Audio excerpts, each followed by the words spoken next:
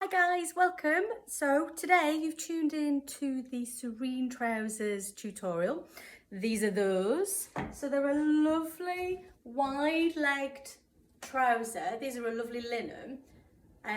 Skim your hips like my usual designs. We don't add anything here. They just go straight down. They have a lovely peak pocket detail here, which I hope you can see. And the best bit is we are elasticated waist, because we all need that sometimes. They're really wearable. Here we are with the boxy tee, the Florence boxy tee, which is another one of my patterns. I have to say I've lived in these throughout the summer, so I'm really pleased that we're at the point where I can record the tutorial and it's available for you to buy as well. So what I have added into my pattern instructions are a couple of notes on the fit of the trousers. So I'll show you that whilst I'm stood up and then we can get going with the sewing. Right, so when you're making a pair of trousers, what you want to do is to use your hip measurement for your choice of size. So I remember I want to go across the fullness of my hip. And if you have a tummy like me, we need to put something flat here and go around it, because otherwise we get trousers that ride at the hip location. So we don't want to do that. So there is another tutorial which I'll try and link below, that shows you how to take your measurements accurately. So we're going to choose everything based on our hip measurement. We're then going to just think, right, it's elasticated. So long as my waist is less than my hips, I don't have to do anything. The elastic's going to do it all for you. So don't try to adjust the pattern so that you can make it fit properly at the waist. It's going to do that with the elastic, so don't worry about that. The other thing to consider is the overall length. So you'll notice my patterns don't tell you what height that the royal we, that I designed for. That's because I want you to think about proportions. Because if you're tall, for example, and you decide, okay, I need to add 4 inches, and you just add it to the bottom, it may not be the right location, because you may need to spread some of that here so that the crotch is in the right location. Or think about if it's a jumpsuit, for example, you may need to add something here so that we don't have any issues with the body length. So what I try to encourage is for you to measure your proportions. So in the fit instructions, you will see some important dimensions. One of them will be natural waist to full hip. So that's this dimension here. And the things that the table and the dimensions that are mentioned are the dimensions I used to design the trousers. So if, for example, that says 22 for the size that you've chosen, and you measure from your natural waist, which is high, your natural waist is way up here, to your full hip, and you find that you are 4 centimeters longer, well, you need to add 4 centimeters to this length. So you'll find on the pattern, there's a hip line noted. You can cut the pattern and simply add a section in there.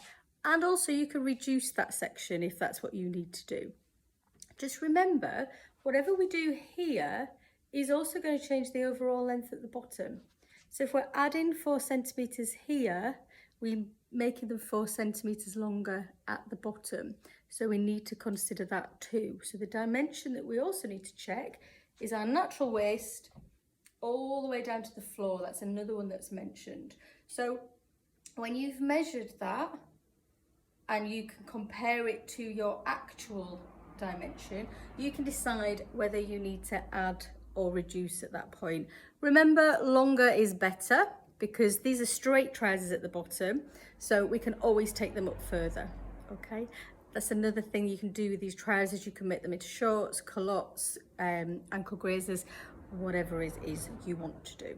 So that's what we need to consider when we're choosing the actual dimension. Now I'm going to sit down in a moment and go through a few things, but before we do, I want you to check. Is your machine set up correctly, and have you checked the needle type and that it's stitching perfectly? Job number 1. Job number 2, do you have your instructions with you? You'll notice throughout this tutorial, I will keep referring to my own notes. That's because sometimes, if I'm not careful, I'll do things in the wrong order, and that will confuse you completely. Okay, so if we're ready and we're all set up, I'll catch you at the sewing machine. The other thing that I forgot to mention earlier that we need to think about is how are you going to finish your seams, okay? So there are lots of things listed in the instructions, but before you start, I'd like to decide how you're going to do it. For this demonstration, I'm not going to finish the seams because I want that choice to be yours. So don't worry about what I'm doing, you just do what you need to do. We're going to finish the seams if we choose to after every row of stitching. So get into the habit, stitching, pressing, finishing. Okay, I want you to use that mantra throughout all of your sewing. It will save a lot of hassle. Never get to the end of your project and think, oh, I better finish the seams, because it becomes an impossible task. Okay, so we've got that. I wanted to just let you know which notches, etc. were on each pattern piece, because I know that you can get lost and get confused with that. So I want you to take a look at your trouser front, and you will notice that we have, just get out mine, along the top waistband, there is a notch. There is also a notch along the crotch. Can you see that one there? And there are also two down the side seam, one close to the waist and one a little bit further down there, okay? On the back, you will have similar notches, but you won't have one on the waistline. So you'll have two down the side and one on that crotch curve. I suppose the important ones to think about are the ones that are on your waistband first. So on the short edge, you will have, so I've got two here, you will have two notches like that on each of the short ends. But what the instructions ask you to do is to mark the line, can you see? And I want you to mark those two lines on the front of your fabric. That's important to help when we get to the point where we use them. But what I'd like you to make sure is to whatever you mark that with comes off. So a chalk is a good idea. You might want to use a soap. That's one of my top tips, is if you use the little slithers of soap, you know it's going to come off straight away. So that is the waistband. And then the next one that you need to consider is your pocket. So what I need you to do is to physically draw on each of your pockets that stitch line, because that's one of the first things that we're going to be using. Okay, so that stitch line needs to be on there. Now these should come together really nicely. There are a few tricky bits and pieces that I will go through with you. I will keep referring to my notes as I go to make sure I get it all in there for you guys. But if you're ready, I'm ready too. Shall we get going? Right, take a breath and relax. First thing I need you to do is to take your front and one of your pocket pieces. I'm going to bring the camera around so you can see exactly what I'm doing, and then we'll get going. Okay, so what you can see here is the crotch curve and the top of the trouser front and then the side seam. And what I have here is one of the pocket pieces. So I'm going to lay it on top like so. I'm going to match it all the way down that side seam. So I've got the right sides of the fabric together. So right sides of the fabric and right sides of the pocket, and they're facing down, facing each other. The first thing to check is that the notches match. So you have those two side notches and they should match up with that line that you drew at the top and the bottom. Now, if they don't match, you've got the wrong pocket, that's all. So just swap over and take a hold of the other pocket. But what we're going to do, we're going to pin along that line, making sure all these raw edges match. And then we're simply going to stitch along. I'll bring you around to the machine so you can see what I'm actually up to when I do that. but that is the first step. Okay, so we're good to go. Okay, so you can see hopefully that I've put my needle precisely on that line that I'm going to stitch across. Take my pin out. And it really is that simple. We're just going to keep the needle on that line. So we're going to do our back stitch first, like we always would do. And we're going to go nice and steady. Now, when we get to that point at the corner, we're going to be accurate. We're going to make sure our needle is down into the fabric before we lift up our foot and twist it round.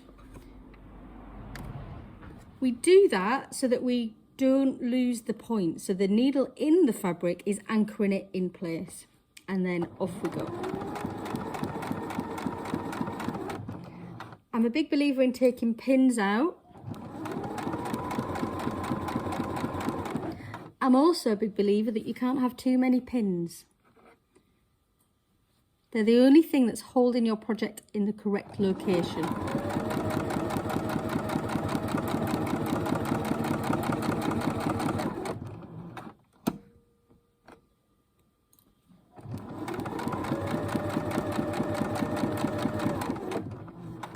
So we're going to do the same. We're going to go to the corner. We put our needle in before we lift and twist. Put that back down.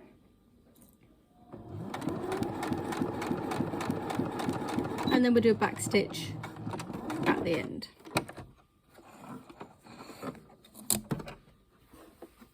Now the next thing that we need to do involves a cut. So I suggest you use some snips because you have control. And what we're going to do is we're going to cut all the way here right into that corner. You need to be brave. If you're not brave at this point, it won't turn over properly. So we're just going to snip. I'll show you. We're going to go all the way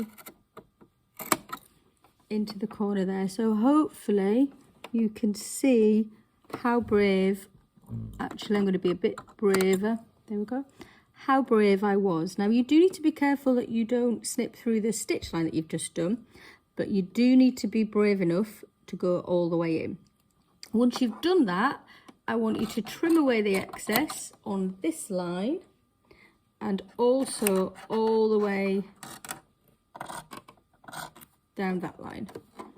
Okay, so you're going to repeat this at the other side and take away the excess, and then I will meet you at the ironing board. Okay, so you can see here where we've cut into the corners and we've trimmed that section of fabric out. What we're going to do now is to take the pocket and press it all the way to the underside of the trouser front. So first thing I'm going to do is I'm going to just pull it over this way, and I'm just simply going to press in that direction. Only the straight bit, not where it turns to the edge. Then I'm going to fold it under, out of the way. And you'll end up with this really awful, nothing looks straight, nothing looks flat, but it's your job to make it happen. So you can see, I can't see any of those peaky corners. So I'm going to push it out with my thumb, and I'm going to pull that fabric all the way round until it looks like that corner that we stitched. So once you've done that, you can press. I will hold it up to the camera in a second, and we're going to do the same over here. Excuse my hands in the way. But I'm just making sure that all of that fabric is pulled out, and I'm pressing it right on the seam. Now what can help sometimes is if you wet your fingers and roll the fabric. Maybe not the most hygienic, but it does actually work.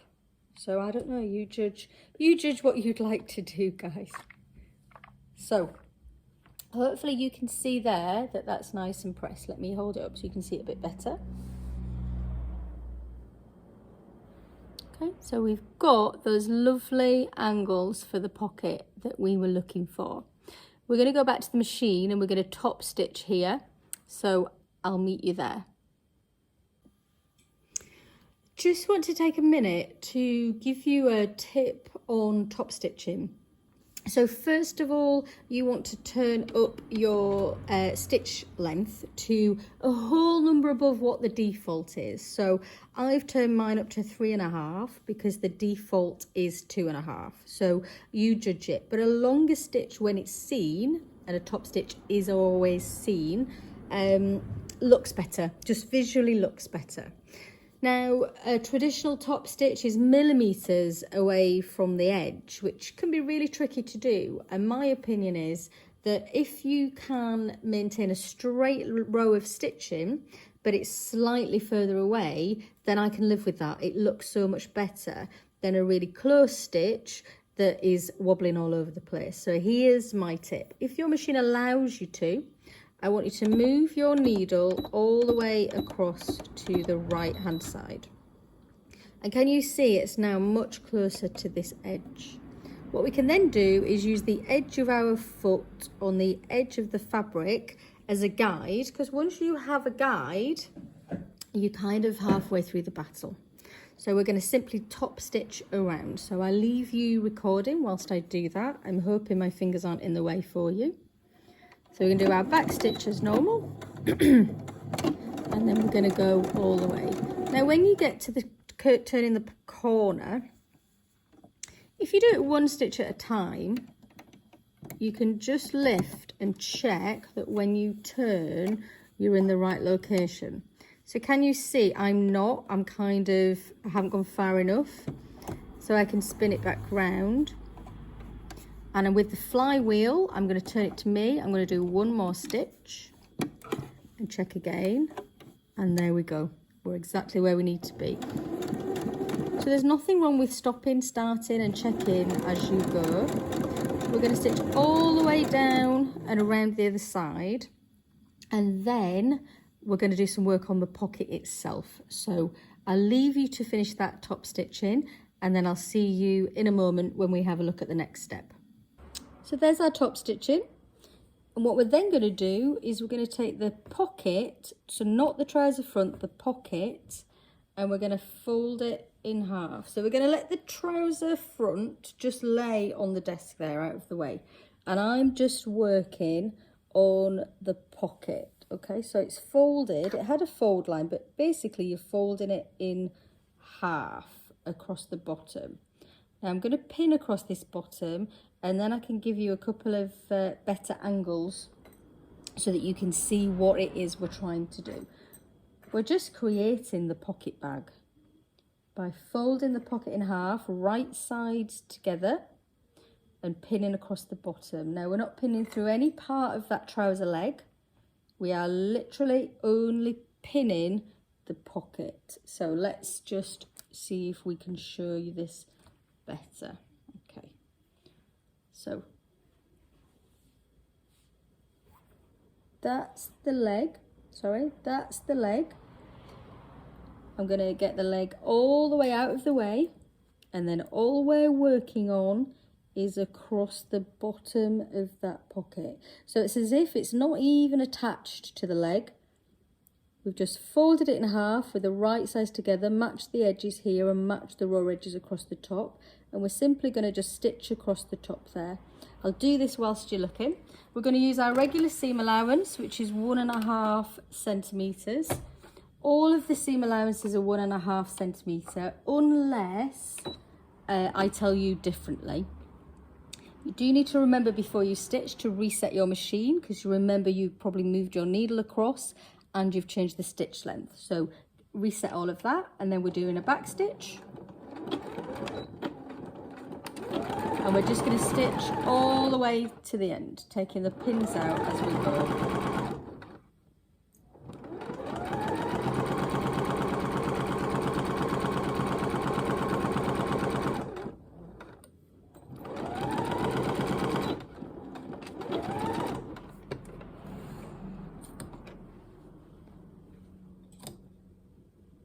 I'm terrible at taking my loose threads off. I hope you're not as bad as I am. Okay, so I'm going to change the camera angle for the next part so you can see this flat, but we're basically going to lay this trouser leg nice and flat so that the pocket lays beautifully. Okay, so what we're looking at here, this is the crotch, this is the curve section, this is the waistline, and this is the side seam. So I've laid it all nice and flat, and the pocket is underneath there. So all I've done is make sure that the bag underneath, the pocket itself, is all nice and flat. I've pinned across the top, so pocket to the front, and I've pinned down the side matching the seams. I'll bring it up closer for you so that you can see, but I just wanted you to see it flat so you could understand. So I've pinned across the top, and I've then pinned at the top of the pocket and at the bottom of the pocket. The back then looks like, looks like that. So that is your pocket attached to the back. All we're going to do now is we're going to baste stitch, so just a long stitch length, and we're going to baste stitch where we pinned, so across the top, and then at the top of the pocket and at the bottom of the pocket. And the only reason we're doing that is that it all stays in place for the next step. Just makes life easier. So we're going to be baste stitching with a small seam allowance. We'll use the edge of our foot as a guide, and we're going to be just stitching it together. Nobody's going to see this stitching, so don't worry about it. I'm going to bring the machine over, and hopefully you can see where I'm going to line it up. So we'll do across the top first. So we're only doing where the pocket actually is going to be attached to the waistband. So we're not starting all the way at the other end. We're just starting where the pocket is. I'm going to increase my stitch to the longest that I have. And then we're just going to line the edge of the fabric up with the edge of the foot. Hopefully you can see that. And we're just going to stitch. There's no need for a back stitch or anything at this point.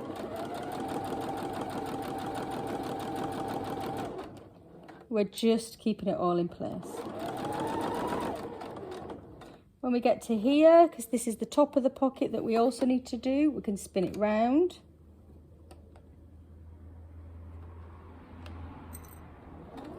Stitch down the top of the pocket.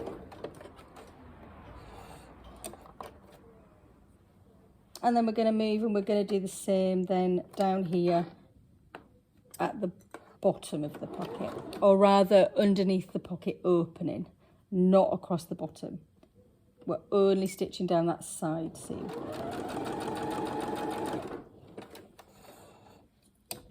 Okay, so you should be really chuffed because you now actually have a pocket that you can put your hand in. Now I'm going to change the angle because the next thing that we're going to do is we're going to take the back leg and we're going to lay it right sides together over the top of this and pin down each side. So I'll set the camera up so you can see it better. And then you're going to have one leg done, which is half the battle, surely. What we have here is the front, which is the leg that you've been working on. So the pocket is at this side. So the right side of the fabric is facing the ceiling. And then this is the back. So again, if you lay it across and the crotches don't match, or rather the crotches are not on the same side of the fabric, they're not going to match, but they'll be on the same side, you've simply got the wrong leg. So pick the other one up and do this. So we're going to take it with the right sides of the fabric, and we're going to lay the right sides of the fabric down onto the leg that's on the table. So you should only be able to see the wrong sides of the fabric. What I was saying earlier is that these crotches don't match, can you see? And they won't ever match, they're not designed to match, so don't worry about that. What we're going to worry about first is matching the raw edges of the side seam here, and we're going to pin all the way down. Now there are a couple of notches that will help you to do this. So there are 2 notches, and they should correspond now with the pocket that you've just installed. Okay, so you can pin it all the way down. I said before that I would never tell somebody they've used too many pins, especially when you start out, especially if it might be a lightweight fabric. You want to be using as many pins as you can. So if you take a look here, I'm probably 2 fingers width between each pin, and I think that's about right. I am using quite lightweight fabric, but I think that works. Anything less than that and you're going to be fighting. Remember the reason that you're pinning, and that's to keep the fabric in place before you stitch it. So if they're too far apart, you're never going to get that opportunity. Excuse me whilst I go in front of you. So this is the bit when you get dead excited, because you get to the bottom and you realise how wonderfully accurately you've cut out your fabric, because everything matches at the bottom. If it doesn't, don't panic. It's not the end of the world, but just take note that you may need to work a little bit more on your cutting out. And that's cutting out of the paper pattern as well as the cutting out of your fabric. Okay, so we're all pinned down that side. Whilst we're here, we're going to pin the other side. So we're going to pin from the crotch down to the bottom. I want you to notice, let me put the first pin in. So we're matching everything up here. I want you to notice all this extra fabric in the middle. Now, some people think that they've gone wrong and this should lay really nicely and flat. Well, it isn't designed to do that, because remember, this is the back leg and it has to accommodate your bottom. So in order to accommodate your bottom, it needs more fabric to go around it. Think about when you are ironing, maybe you're ironing a pair of jeans, and does it ever annoy you that the seam doesn't lay flat? You've always got it kind of like turned over a little bit, and that's because the same thing. This back is bigger to accommodate the bottom. So don't worry about it. It's supposed to look like that. Now I'm going to continue to pin all the way down. Now I think you're going to be happy enough to stitch these on your own. You're simply going to stitch down each side using a seam allowance of 1.5 centimetres. Then when you've done that, you're going to repeat all of that process again, start to finish, and I'm going to leave you to it. Remember, you can always rewind and watch again, but I'm going to leave you to do that on your own, and I will join you when you have 2 pockets and 2 legs all stitched up. I'm popping back because I read my instructions and I realised I forgot to tell you something. So once you've stitched those 2 seams, I want you to press them open. So I thought I'd show you what I mean by that. So this is the trouser leg and this is the seam you've just stitched. We're going to press one direction, nice and flat. Then we're going to press in the opposite direction. Then we're going to open the seam and we're going to press so that it looks beautiful and flat. One of the things that you can also do, don't need to on this fabric because it's really lightweight, but you can then turn it to the other side and press across there too. So I thought I'd better show you that, or you might miss that out, because it is important to press your seams.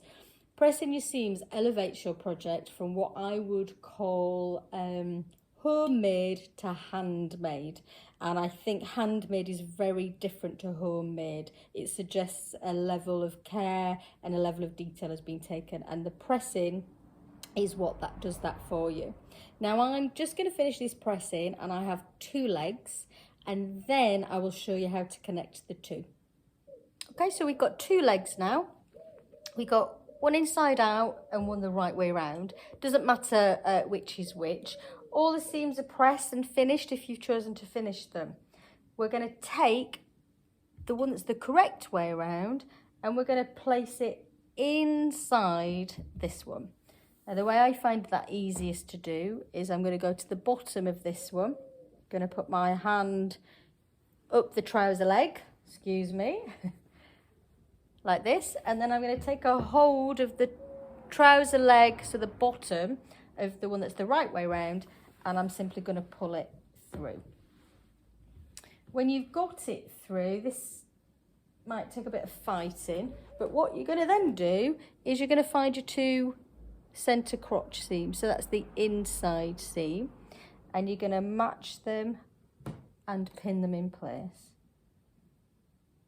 You're then going to follow that curve around until you find the notches that you cut when you cut out the pattern, and they should match. So we're going to match the notch, then we're going to go all the way up to the top of that curve, which is where your waistband's going to sit, and we're going to put another pin in.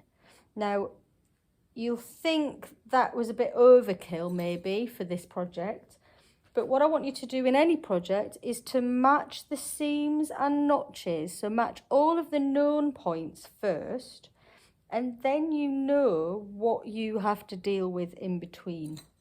So I know that you're not putting sleeves in at the moment, but that's really helpful with sleeves because you know what you have to ease in then. So always match the things that are fact and known. So the center seam is already matched. I'm going to match the first notch, and then I'm going to go all the way to the top and match the raw edges of that seam there, and then I go back and pin in between. Otherwise, what you can do is push all of that excess fabric to a place where you don't need it, and then nothing's in the right location. So you have to trust the notches, and it's yet another reminder as to why you need to be accurate. Okay, just going to finish popping these pins. There's a slightly different stitch that we're going to use for the crotch, so I shall meet you back at the sewing machine and I'll show you what that stitch is. The stitch we're going to use is the stitch that's next to my number 3, so it's a triple stitch. And it's a reinforcing stitch. It's also a stretch stitch, so you can use it on stretch fabrics. But the reason we're using it today is that it reinforces the crotch, because that's an area where your seams can easily pop. Now, in the instructions, it does tell you what to do if you don't have that stitch. And essentially, you stitch the seam twice. But I'm going to show you how to use this. I'm going to turn the camera around because it's a really strange action of the sewing machine. So I want you to see it so that you don't get stressed out by it. So although we're using that different stitch, we are going to still maintain the 1.5 centimetre seam allowance. But this stitch is kind of like a drunken stitch. So I'm just going to show you the action because it can be a bit disheartening when you first start doing it. So it kind of does a stitch forward and a stitch back, so it isn't as smooth as what you think it might be. So I'm going to go ahead and do it now.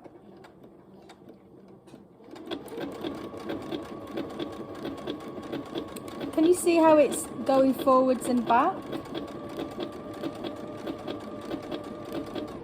So it's much slower to do because it's doing three stitches. That's why it's called the triple stitch.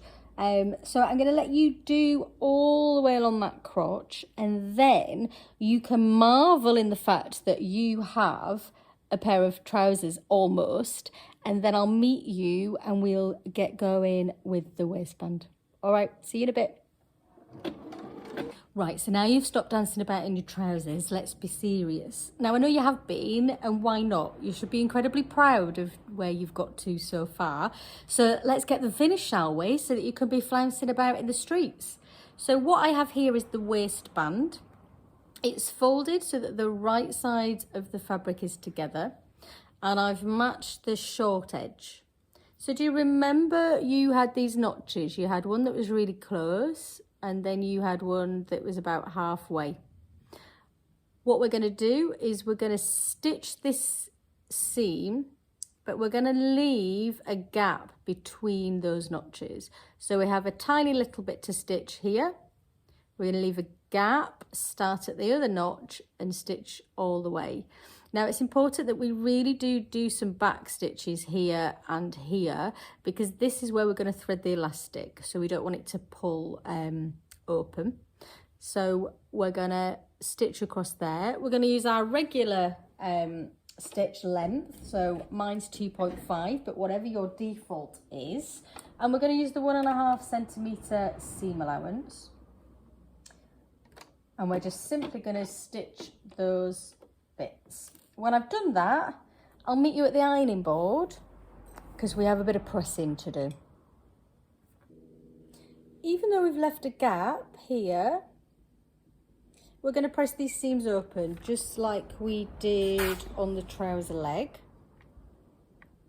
Just helps everything to lay flat, and we want this waistband to be not too bulky. So we're going to press that open, and then the next bit of the instructions explains that it wants you to fold it with the wrong sides together to create the waistband. So let me just do a bit of trickery up here, and then I can show you what we've done.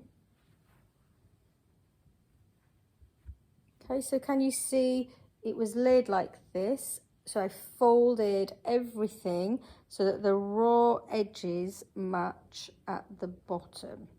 And then I'm simply going to press. Now, I would usually have this on the ironing board, but the camera is in the way.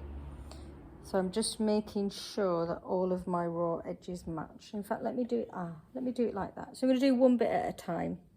So making sure the raw edges at the bottom match, and we're just going to gently work our way across. Now I'm being careful where I drew those lines. Do you remember you've got the lines across the front? You might be using a pen that disappears in the heat of the iron, so please don't iron it.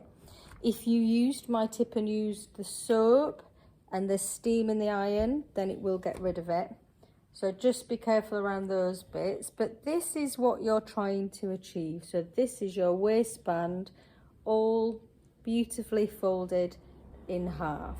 We're going to now attach that to the beautiful trousers that you've been posing in, but I need a better camera angle to show that, so I'll move you around. Okay, I'm hoping you can see this clearly. So these are your trousers, and this is your pressed waistband. So the fold is here, and then we're matching all of the raw edges at the top here along the waistband all the way around. So you have some notches at the front to match, but more importantly at the back, if I turn this around, what I want you to be very clear about is that you should be able to see the gap that you left. So you're going to match that with your back centre seam, but I want to make sure you can see that. And that's because when we've stitched, we're going to push that up so you no longer see the gap. The gap is on the inside. So when you've matched the back and the two notches at the front, which essentially you match the notch on the waistband with the line that you drew on the front, you're going to make sure everything matches beautifully in one big circle, and then we're going to stitch it all the way around. It might be a bit tricky, so I will show you that part on the machine, but I'll pin this now, and then I'll meet you at the machine when everybody's got everything pinned.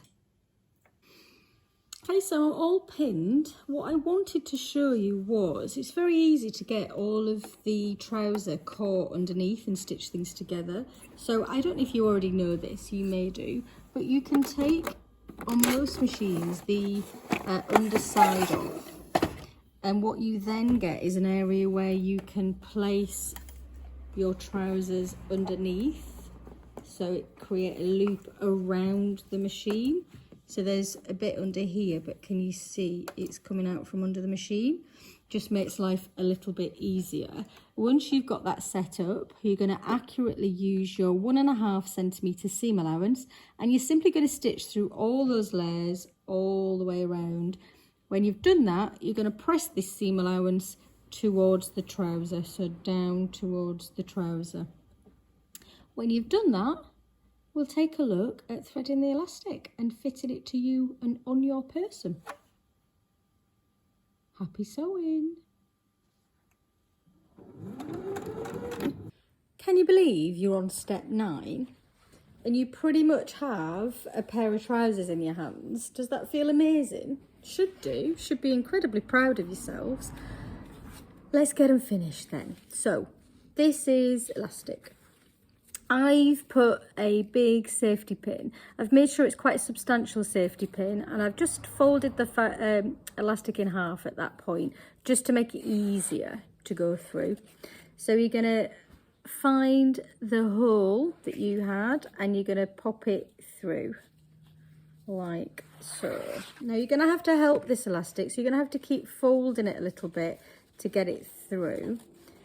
But once you're through, and I might be teaching you how to suck eggs here, as we say in Yorkshire, but when you're threading elastic, what I want you to do, I am taking a hold of the bottom of the safety pin, and I'm then going to push fabric all the way over it.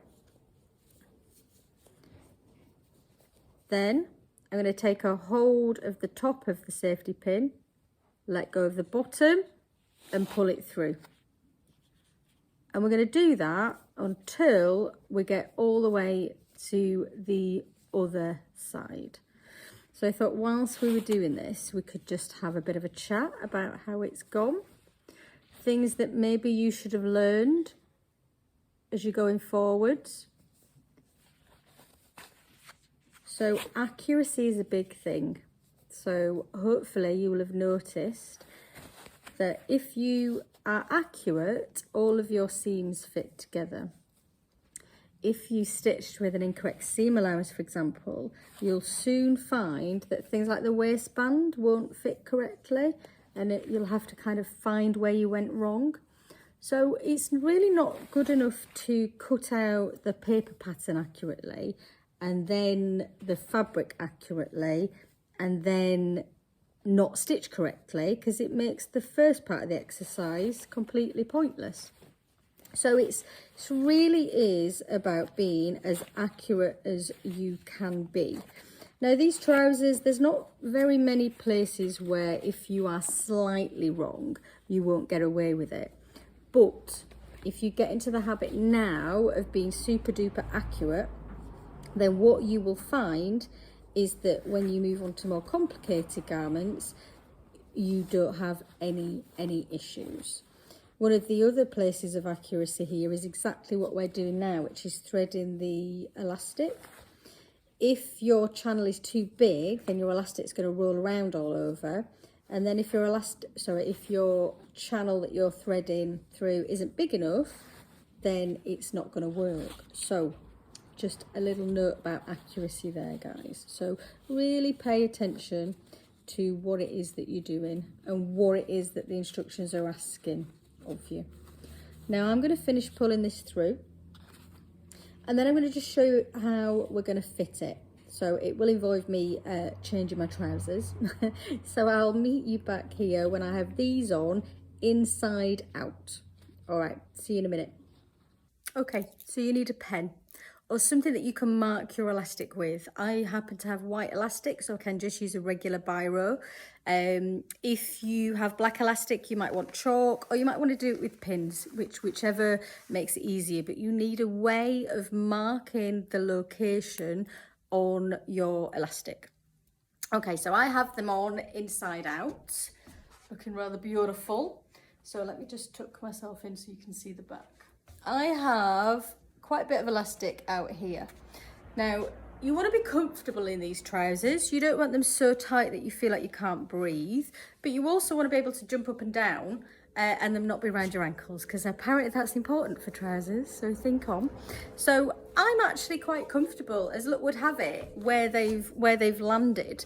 I might take maybe an inch in, maybe a couple of centimetres, but to do that, I'm just going to simply pull the elastic out and pin so that it's nice and tight. When you've done that, you can use your pen to mark the location. But in fact, let me do that, sorry. So I'm going to take a pin. I'm just pinching myself in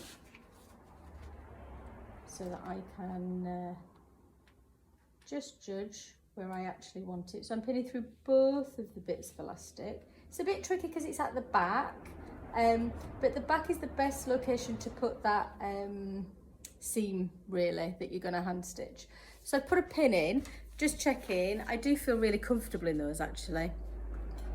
So then off camera, I'm going to take them off because it's important you can get them off, but be careful because you have a pin in there. Once I've taken them off, I'm going to show you what the next step is.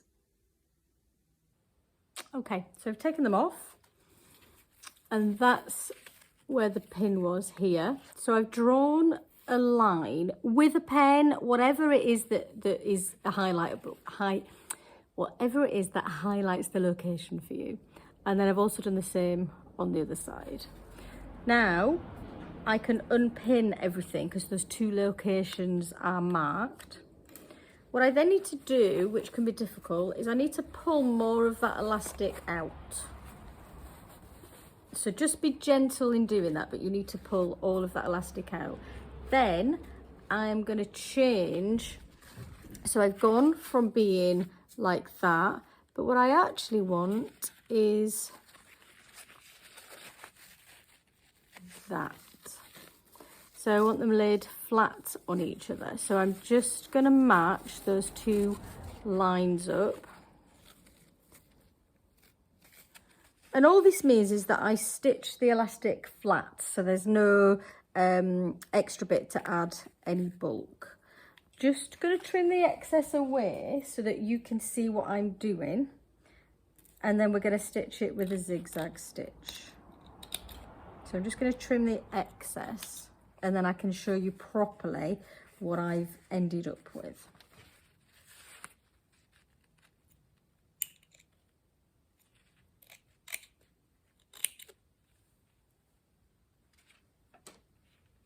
Sorry, I'm just struggling with a pin that's just popped from somewhere.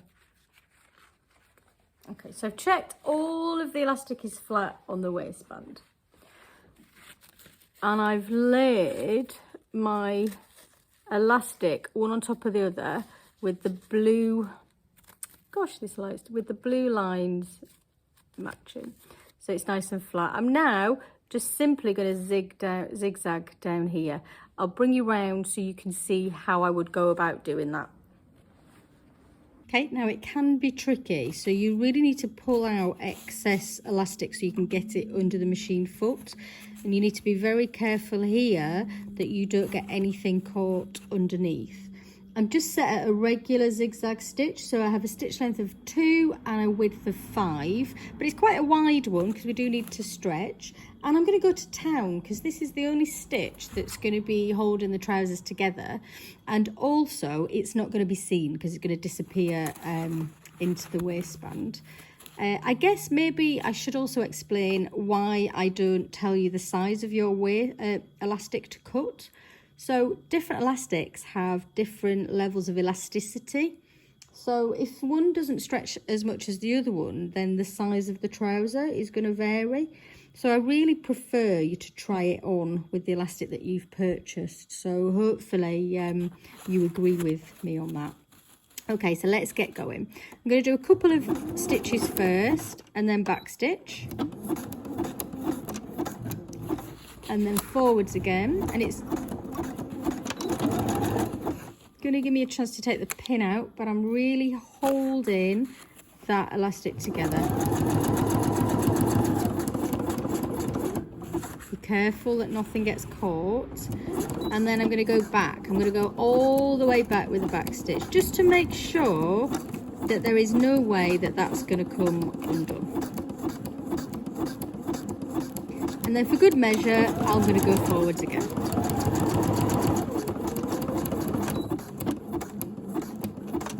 Okay, and that's that. Once you've done that, you can let that elastic back into the waistband itself, and then we're going to hand stitch the gap closed. So I'll put you at a correct camera angle for that so you can see exactly what I'm doing. So before we stitch the gap, I just wanted to show you what might happen. So can you see here from the front that that is kind of the seams all the way under there? So we need to fight it so that the elastic is properly located within the channel, if that makes sense. So I've done a bit of manipulation, so can you see how suddenly it looks much nicer? So there's a bit here, so let's pull that out, and we're just making sure. Now you're going to do that a bit more before you do the next step, which is going to be zigzagging along, but I just needed to do it so that where we were hand stitching the gap, which is here, was actually in the right location. Now this doesn't need to be super duper accurate or pretty if you're worried about your hand sewing, because ultimately it's on the inside of your trousers, so please don't stress about it.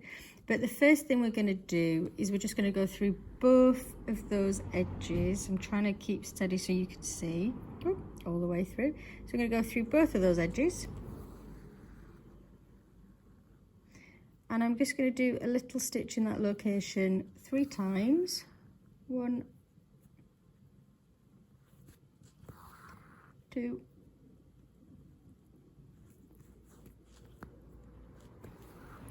3.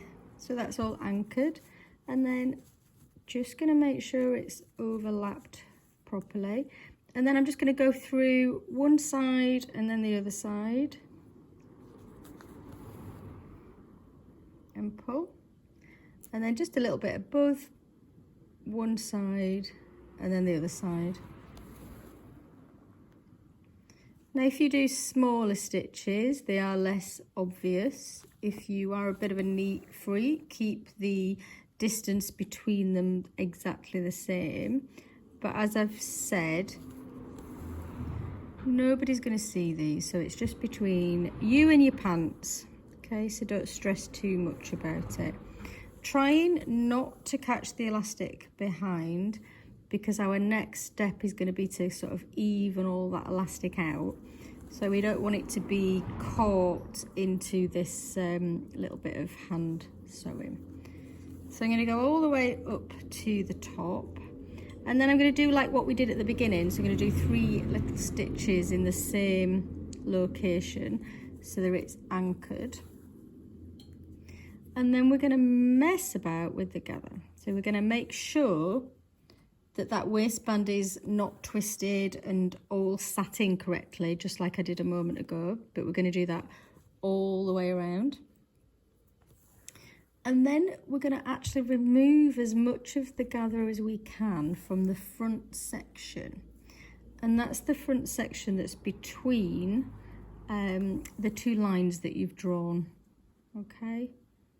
So that's our next step. And then we're going to learn a new technique on the machine, or maybe it's not a new technique, but quite possibly it's a new technique to you on the machine. So I'm going to move you around so that you can see how we do all of that, and then we'll get going. Right, so here we are. Here's our waistband that we've been working on. I want you to go around like I was showing you in the last step and making sure that the elastic is properly in the waistband itself, so that the seam is at the bottom and not kind of curling up towards the back. So just manipulate the elastic all the way around, and you're then just gonna, if you stretch that elastic, it'll kind of help you to do that. So you should end up looking something very similar to this. Now I should mention that some people decide that that's where they want to stop, that they're quite happy with a waistband that's ruched all the way around, and that is absolutely fine. The next step is to create a flat section in the middle that can be a bit more flattering if you have a little bit of a tummy, like I do. And the way to do that is, on the front, what we're going to try and do between the 2 lines that we marked, go back, 2 lines that we marked earlier, we're going to try and get the gather to move to the sides. So we're just going to sort of smush that all out of the way, pull the fabric as best we can so that it's nice and flat, and then we're going to put pins all the way through. Now I'm going to show you up close in a second. Okay, so hopefully you can see that the section between this pin and this pin is relatively flat when compared to all the gather. Okay, so if you want that, then that's how you do it. And once you put those pins in, you then redistribute that gather so that it's nice and even, so nowhere's bunched up. Make sure that it's nice and even all the way around the rest of the line.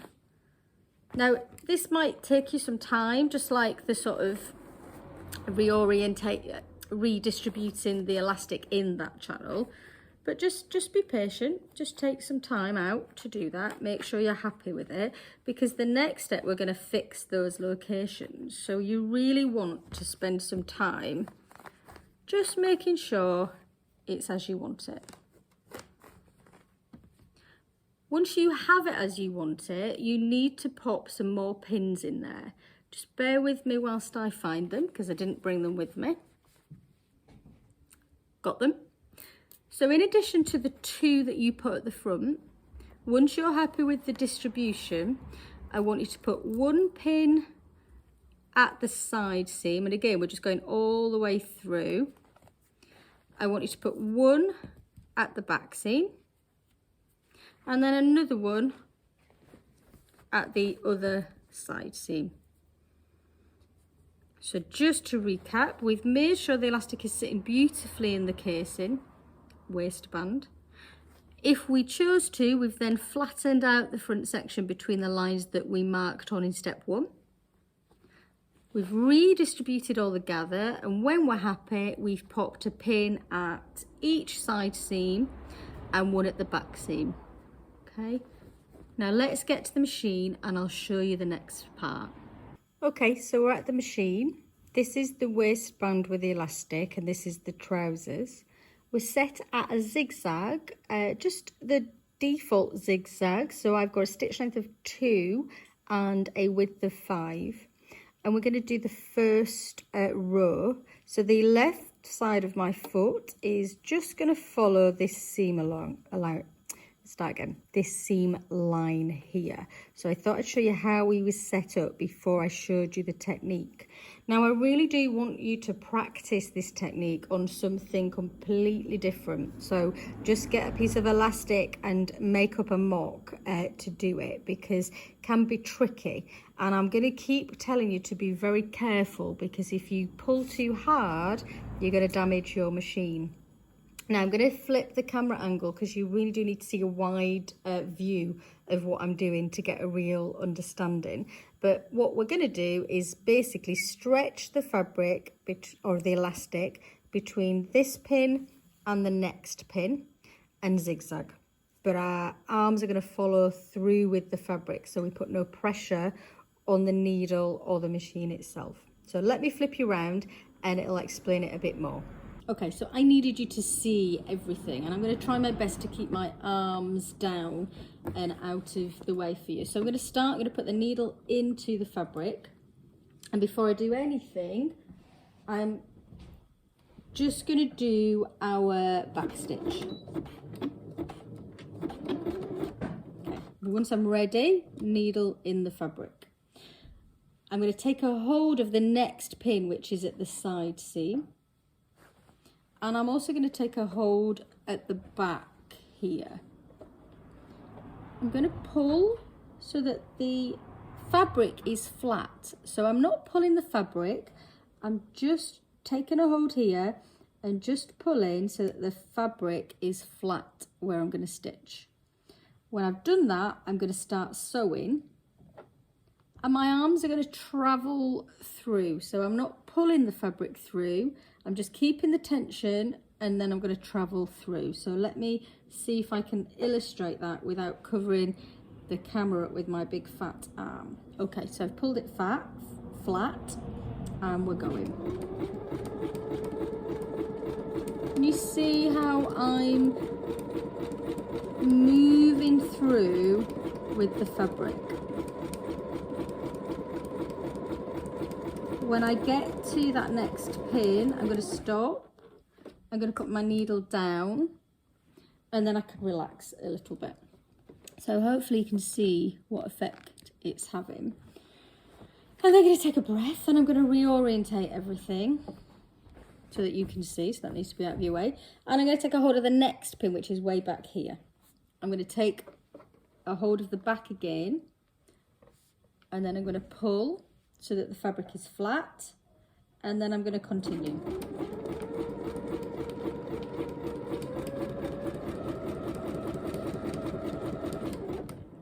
If I pull, what happens is I can knock the timing out on my machine.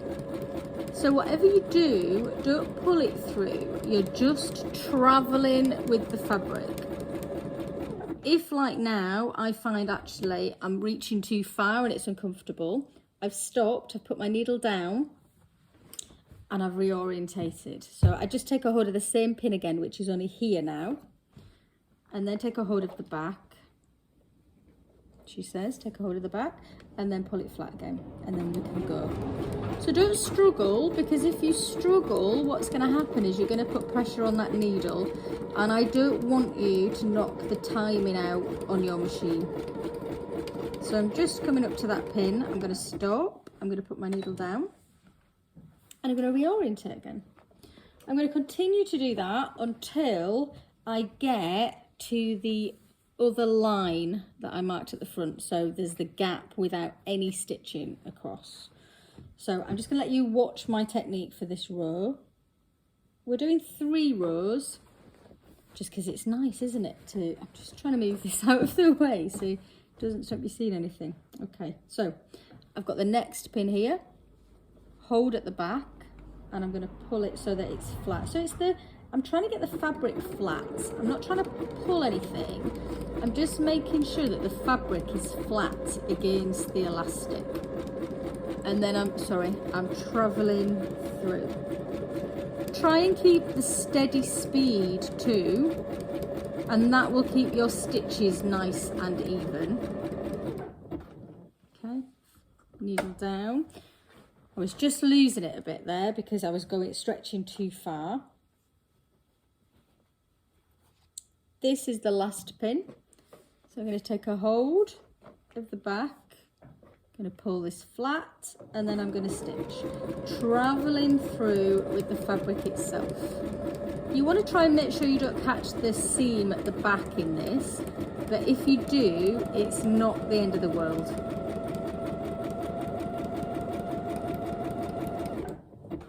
Stop again, make sure I'm all happy.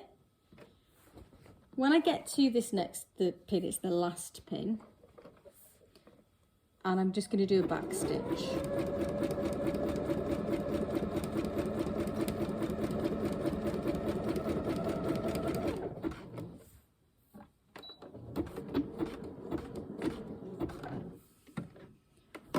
Okay, so that's the first row done. So let me show you what effect it's having. Hopefully you can see because I used the black stitch.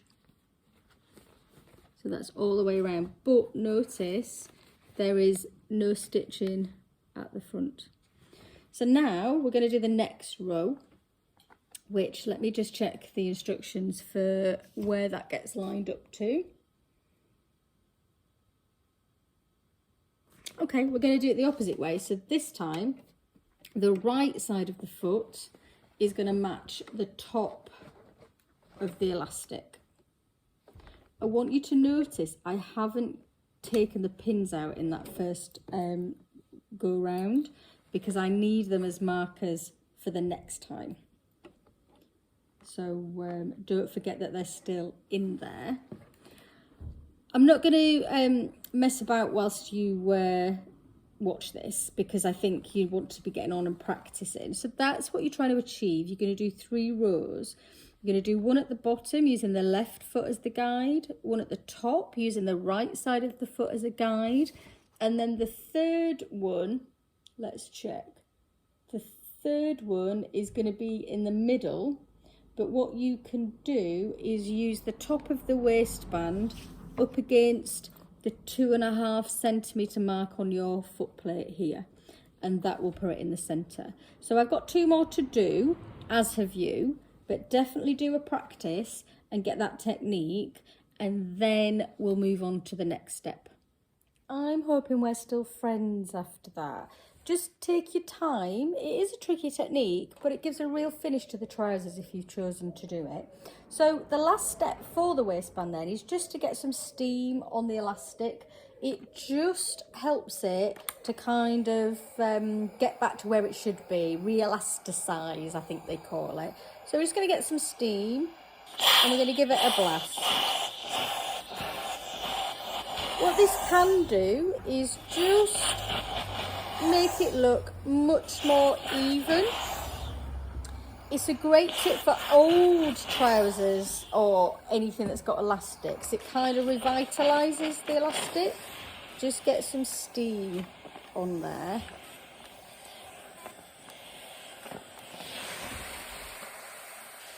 Sorry, I didn't mean to give you a facial then. And there you have it, your lovely waistband. So guess what, folks? All we've got left is the hemming at the bottom. So if you give me a couple of minutes while I get everything sorted, we'll get that done. So we really are on the last step, guys, and I hope you're excited. I know I am. I didn't actually think I would like these, but I think I might change them with the black thread and make them with red. Anyway, sorry, I digress. I do that a lot, sorry. So we're going to do the hemming. Now, if you wanted to change the length of these, now is the time to think about it. If you haven't already, if you adjusted the length in the first bit when we talked about, you know, measuring all your proportions, then you should be able to just do exactly what it says in the instructions. So that's what I'm going to show you. If not, then you may need to adjust the size, but this is the point where you try them on and adjust the size. But what we're going to do is create the hem as if they fit perfectly, which they should do. And again, when I say fit perfectly, I suppose what I should replace that with, so that they fit as the designer, as I intended them to fit. So I always have this conversation with people, with the boxy tee actually. Oh, it's made up really big, and it's like, as you can see on me, it is really big. That's the design. You may choose to wear something different to how the designer intended, which is absolutely fine, but you can only start the process by making it as the designer intended and then deciding if you want to change something. So what we're going to do here is, I've got the wrong side of the fabric showing, and this is the trouser leg here. So this is the hem. We're going to turn up 5 centimetres. And I want you to measure it. So I want you to get whatever measuring implement you prefer. And I want you to be measuring. Because there's absolutely no point in guessing. Because then you get wonky legs. So once you've measured, give it a little bit of steam. Sorry, I don't need a pin. And then we can turn the next bit. So I want you to go all the way around the trouser leg, measuring that 5 centimetre. Now, whilst I do that, I'm going to explain to you why I chose such a deep hem. So I think there's a psychology playing a part here. So if you see something with a deep hem, you automatically think that it's expensive. And I think it's the implied, don't know what the word I'm looking for. I think it's therefore implied, if it's got a deep hem, that the manufacturer isn't considering costs when they're making it. Whereas if you get a cheaper garment, you'll notice they have a really tiny hem. And I think that's where it comes from. But the other reason to do a deep hem is to give the trouser some weight. So especially if they're wide-legged trousers, by adding this fabric into the hem, it gives some weight to pull those trousers down so that they drape beautifully. That said, if you find that you haven't quite got the measurements correct and you don't have enough to use a 5 centimetre hem, They will work without it, but it just gives it an added tailored detail. Okay, so I'm nearly round back where I started. Hopefully whilst I've been chatting, you've been noticing that I've been checking the measurements as I go around. So that is 5 centimetres pressed up with a lovely crisp edge. I'm now going to need some pins, and I'm going to tuck the raw edge in. So I'm going to tuck this edge in so that instead of measuring 5 centimetres, it measures 3 centimetres. Now I probably look like I do this accurately every time, and that's just practice. So I kind of know what 3 centimetres looks like, so I get there maybe a bit quicker. Then I'm going to put a pin in this time. I'm going to hold it up in a second so you can see whereabouts I put the pins. So can you see that the pins are right close to this top edge, and that's where I want you to put them. Now this is going to take a minute because we have to be accurate.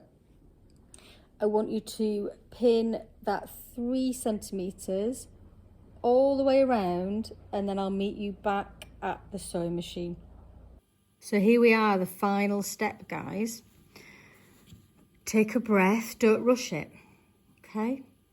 We have our machine set at a stitch length of 3.5 because this stitching is going to be visible. And we're going to be stitching close to this edge here, so nice and steady. Can you notice that by pressing how crisp this is? So it does make stitching much easier. So we're going to do our back stitch, and we're just going to nice and gently stitch close to that edge. My pins are the wrong way around again. Nice and steady. I'm going to leave you to stitch that all the way around, and the next time you see me, I will be having my ta-da moment. See you in a minute.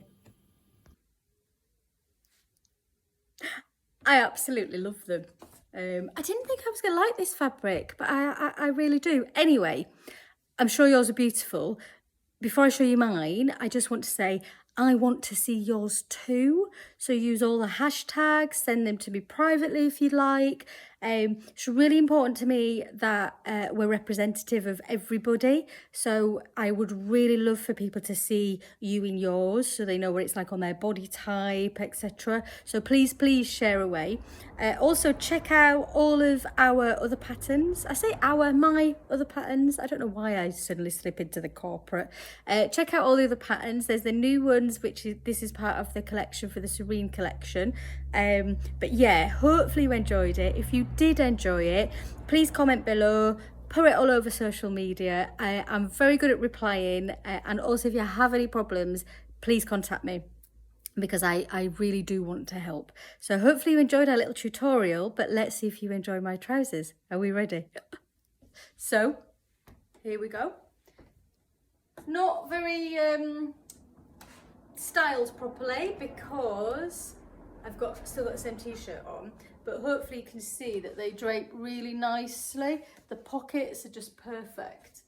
If I can hold up my, so you can see how that flat bit works across my tummy, and then all the gather works everywhere else.